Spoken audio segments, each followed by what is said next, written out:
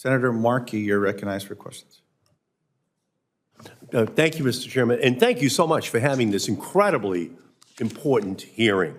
In 1994, when the House debated the Communications Assistance for Law Enforcement Act, or CALEA, I was the chairman of Telecommunications in the House of Representatives. I think Mr. Donovan remembers that.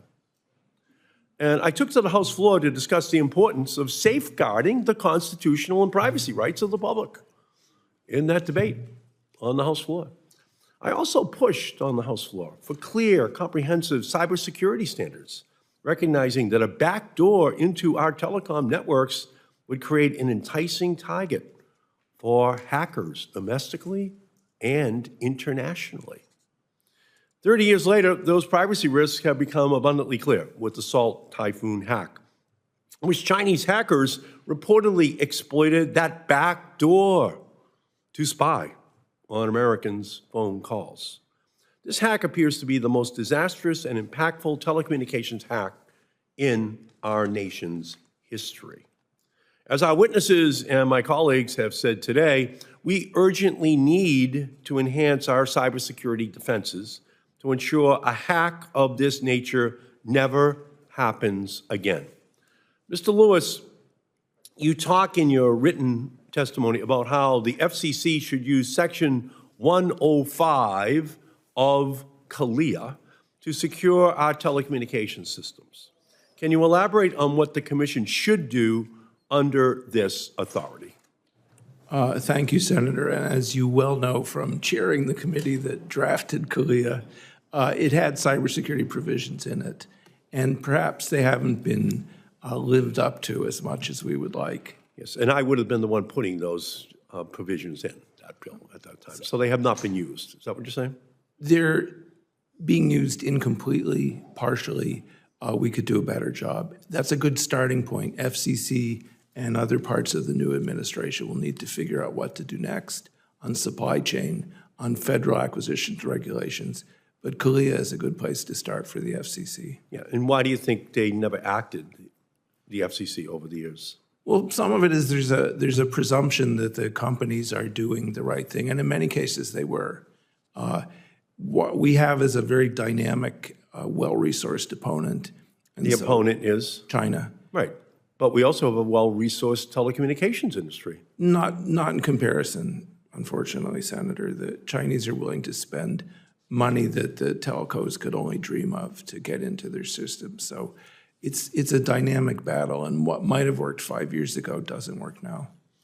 And, well, obviously, what the Chinese had 5 years ago isn't the same as what the Chinese have today. So it's a constant game of spy versus spy. It's like Mad Magazine, right? And if one side stops spending, then the other side gains the advantage. So there obviously has to be some additional spending, which takes place, and if it's not the companies. Well, the oversight part is important too, because if you look at the rules in CALEA written so many years ago, they're actually adequate, right? They're written in a way that they could be implemented. And who is making sure that someone is following them? And that's where some of the things that the FCC has proposed now for annual reporting probably is useful.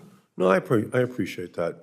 Interestingly, 4 years ago, as soon as Trump came in, the telecom companies wanted to have a congressional repeal of the privacy laws that had just been passed by the Federal Communications Commission, and all of the Republicans came out and voted to repeal all the privacy laws that were on the books at the behest of the telecommunications companies, which passed. We have nothing right now.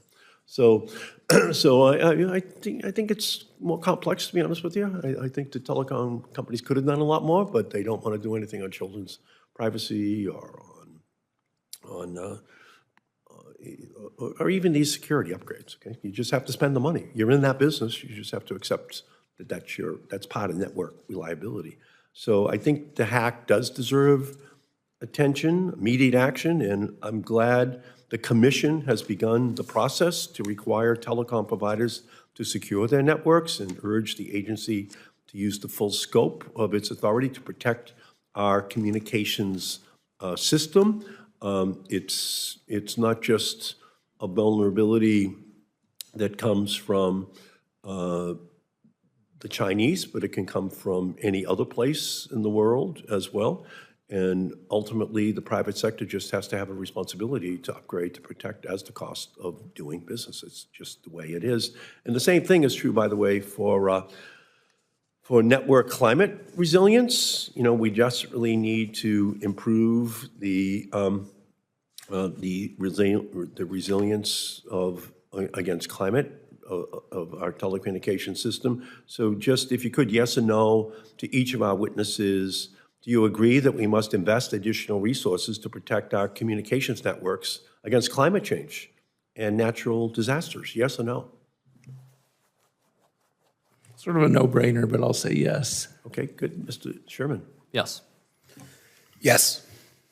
Yes. No, thank you. Yeah, it's coming, and there's nothing that's going to stop it. You know, climate deniers are not dealing with the reality of this threat, and it can hit North Carolina. It can cause unbelievable. You know the number from the two storms, Milton and Helene, total damage to the United States, $300 billion in 2 weeks, $300 billion.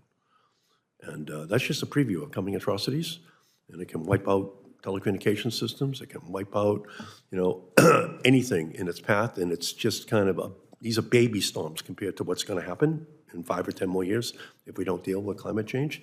Our whole defense budget is $800 billion. That was $300 billion in 2 weeks, okay?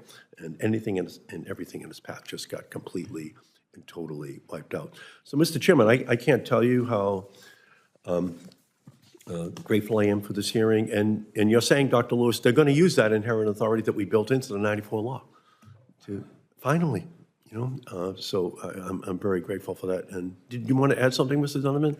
I'm being indulged by the chairman right now. Yes. Well, I would just add that part of the funding necessary in other programs, you know, well, with the Universal Service Fund, that simply put, we are under attack on UNICEF in the courts right now, and that creates uncertainty that could strip away the funding that allows these companies to even exist, let alone invest in their cybersecurity. No, I get it. Thank you. Much appreciated. Thank you, Mr. Chairman.